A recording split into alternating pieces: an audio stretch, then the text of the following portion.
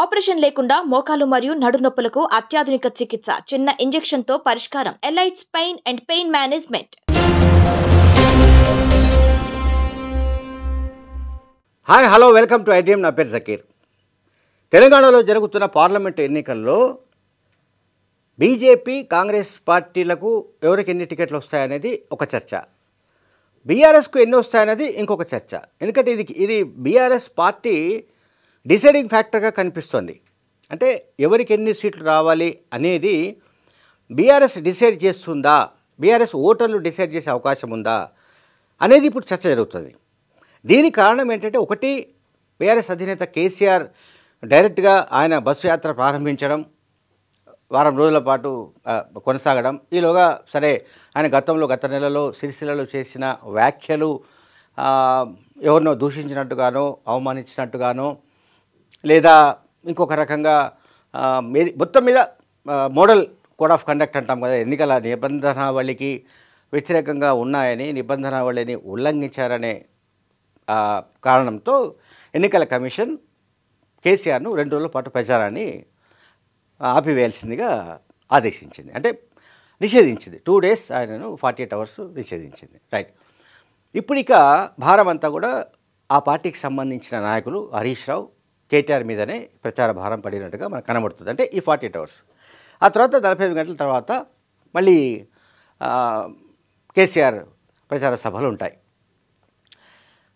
అయితే ఇప్పుడు తెలంగాణలో నేను ఇంతకుముందు చెప్పినట్టు తెలంగాణలో కేసీఆర్ బయటకు రావడం, మీడియాతో మాట్లాడడం, ఎన్నికల ప్రచార సభలో పాల్గొనడం, బస్సు యాత్రకు ముందున్న పరిస్థితికి ఆ తర్వాత పరిస్థితికి మధ్య మనకు ఒక స్పష్టమైన తేడా కూడా కనిపిస్తోంది. బీఆర్ఎస్ శ్రేణుల్లో ఒక ఉత్తేజం అయితే కనిపిస్తోంది. ఇది ఎవరు కాదన్నా అవునన్నా ఫ్యాక్ట్. అసలు బీఆర్ఎస్ ఉనికి కోల్పోయే అవకాశం ఉంది. అండ్ ఇక ఆ పార్టీ మనుగడ కష్టం అనుకున్న దశ నుంచి ఇవాళ బీఆర్ఎస్ పార్టీ కనీసం ఒక 7-8 స్థానాల్లో గట్టి పోటీనిచ్చే పరిస్థితిలో ఉంది. ఒక 3-4 స్థానాలు గెలుచుకునే అవకాశాలని కూడా మనం తోసిపుచ్చలేం. సో మనం మెదక్ పార్లమెంటరీ కాన్స్టిట్యున్సీకి వస్తే, అక్కడ పార్లమెంటు అభ్యర్థిగా పోటీ చేస్తున్న ఎమ్మెల్సీ వెంకటరామిరెడ్డి తరపున అన్నీ తానే అయి మాజీ మంత్రి హరీష్ రావు ప్రచారం చేస్తున్నాడు. మొత్తం వెంకటరామిరెడ్డి గారికి సంబంధించిన ప్రచార బాధ్యతలు తన భుజం మీద వేసుకొని హరీష్ రావు ప్రచారం చేస్తున్నట్టుగా మనకు అనిపిస్తుంది. సరే, ఒక సభలో అంటే మెదక్ పార్లమెంటరీ కాన్స్టిట్యున్సీలో జరిగిన ఎన్నికల ప్రచార సభలో హరీష్ గారు ఏం మాట్లాడారో ఒకసారి చూద్దాం.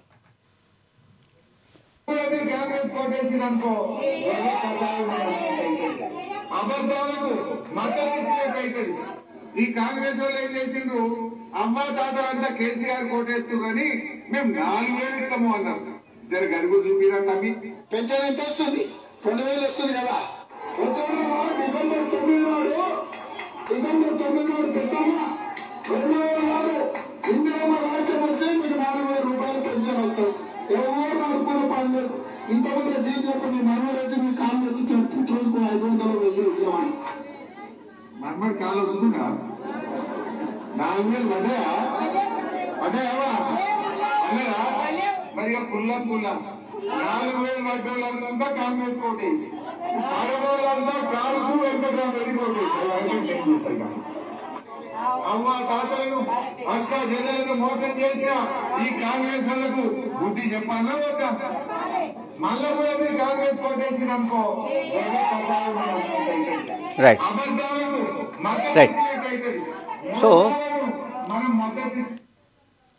మాజీ మంత్రి హరీష్ రావు చాలా క్యాలిక్యులేటెడ్గా కాంగ్రెస్ ప్రభుత్వం పైన, ముఖ్యమంత్రి రేవంత్ రెడ్డి పైన అటాక్ చేస్తున్నట్టుగా మనకు కనబడుతోంది.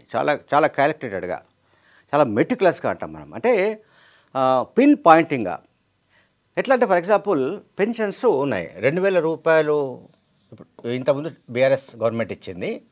అయితే దాన్ని మేము 4,000 చేస్తామని రేవంత్ రెడ్డి గారు ఇచ్చిన హామీ ఏదైతే ఉందో అది ఇప్పుడు మనం చూసిన దాంట్లో ఎవరు హరీష్ రావు గారు దాన్ని ప్రదర్శించారు. అంటే రేవంత్ రెడ్డి కామెంట్, రేవంత్ రెడ్డి బైట్, ఆయన వాయిస్ మనకు వినిపించాడు. అది 4,000. అయితే 4,000 రూపీస్ వచ్చాయా అని ఆయన అడిగాడు.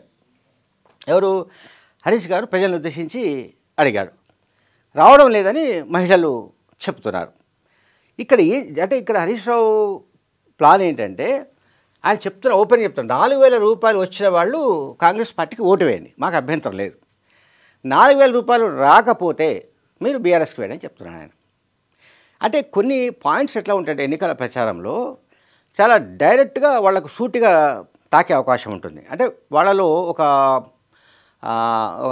ఒక రకమైన ఉద్వేగాన్ని రగిలించడం కానీ, లేకపోతే తమకు అన్యాయం జరిగింది అనే విషయాన్ని వాళ్లకు అర్థమయ్యేటట్టు చాలా ఈజీ లాంగ్వేజ్లో చెప్పడం కానీ, ఇది చాలా తక్కువ మందికి స్కిల్ ఉంటుంది.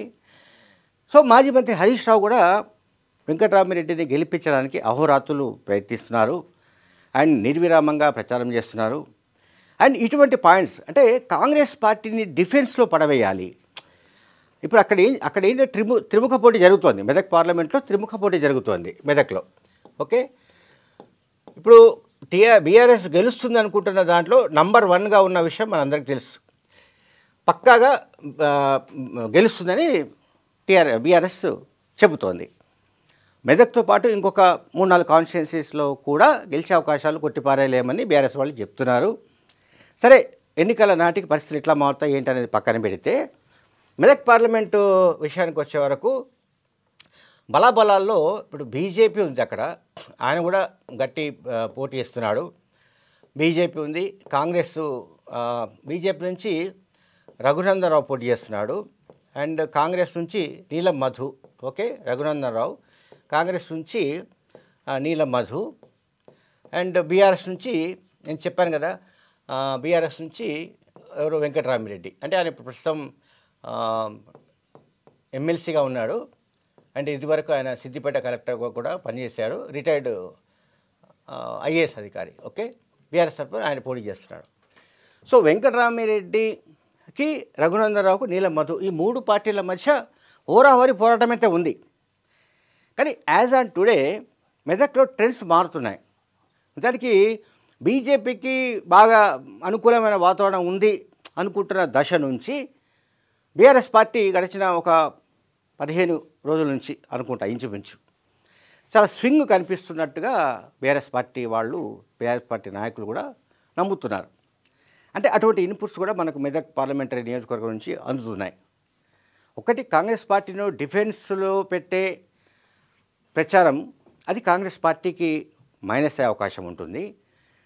అండ్ రఘునందన్ రావు అంటే అక్కడ పోటీలో, ఈ త్రిముఖ పోటీలో ఎవరో ఒకళ్ళు థర్డ్ ప్లేస్కి వెళ్ళాలి. థర్డ్ ప్లేస్కు ఒకవేళ కాంగ్రెస్ పార్టీ వెళ్ళే పరిస్థితి ఉంటే బిట్వీన్ బీజేపీ బీఆర్ఎస్ మధ్య పోటీ ఉండే అవకాశం ఉంటుంది. సో బీజేపీ అయితే థర్డ్ ప్లేస్ వెళ్ళే ఛాన్సెస్ లేదు. బీఆర్ఎస్కు ఆల్రెడీ మెదక్ దాంట్లో అంటే ఆ టెరైన్లో బాగా గట్టి పట్టు ఉంటుంది కనుక, మెదక్ జిల్లా మొదటి నుంచి కూడా తెలంగాణ రాష్ట్ర సమితికి సపోర్ట్గా ఉంది కనుక, అందులో మాజీ మంత్రి హరీష్ రావు చేస్తున్న ప్రచార శైలి అండ్ పోల్ మేనేజ్మెంట్ స్కిల్స్, వీటన్నిటి దృష్ట్యా అది ఇప్పుడు బీఆర్ఎస్ పార్టీ ముందంజలోకి వచ్చినట్టుగా కనిపిస్తుంది. అంటే అప్పర్ హ్యాండ్, పైచేయి సాధిస్తున్నట్టుగా, ఆధిక్యం సాధిస్తున్నట్టుగా కనబడుతుంది.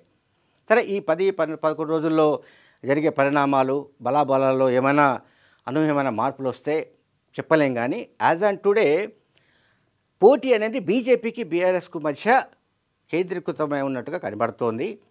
ఇందులో బీఆర్ఎస్ పార్టీ దాదాపు ఒక 3-4% పైగా ఓట్ల ఆధిక్యంలో ఉన్నట్టుగా కూడా మనకు ఇన్పుట్స్ అందుతున్నాయి. Thank you very much.